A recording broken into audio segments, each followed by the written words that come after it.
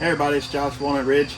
This week was just going to talk a little bit about maintenance on water heater, but for a different reason. I've talked about them before, and you have to maintain the water heater. They have, depends on the brand, an aluminum tank, some of them are porcelain lined. For instance, a Suburban water heater is going to have an anode rod in it, and that's going to attract the impurities in the water. That's the anode to the cathode part in the water.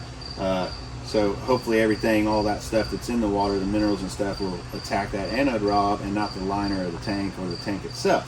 So there's some maintenance involved that you have to deal with there. And this particular coach here comes with, I believe that's a 10 or a 12 gallon water heater. So there would be some maintenance, and they work great, and there's nothing wrong with them. But there is an option that maybe you don't know about, or we don't see it very frequently, but it's starting to become more and more popular now, is replacing that traditional tank style water heater with a tankless water heater. So the advantage that you're going to have here is, for one, you're not going to run out of water when you're taking your shower or something. Now I know you're still limited on your holding tanks, but if you're at a place where you have full hookup and you can open up that gray tank valve, you could take an actual real shower in a camper, longer than the 5 minutes you generally try and spend to conserve some hot water or not run out while you're in there. And then a lot of times people will turn off the shower head while you do the lathering and whatever, and you turn it back on to rinse off. So you're not getting a good full refreshing shower, but you could change it out for a tankless water heater, and then that water is just continuously going to be hot. As long as you get everything set up right when you get to that campground. There's a few minor adjustments you got to make based on your water flow, since every campground is different, but that's really kind of easy to do. Once you get that set in place, you're good to go for some endless hot water. But another advantage of that is no more anode rod to worry about. There's really very little maintenance that you have to do on these at all. Wintertime, obviously, you're going to want to flush this out and not have water in it, because there is a lot more to break and a lot more expensive to replace if it does break.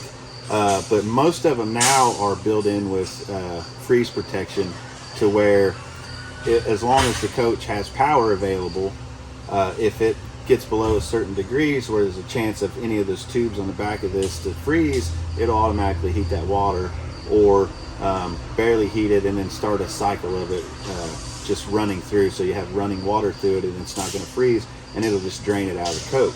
So kind of a nice advantage. The only other thing you'd really have to worry about is if this sat for a while and you wasn't using it, you're going to need to flush it out to get that kind of smelly, gross water out of there that you see a lot with a tank water heater.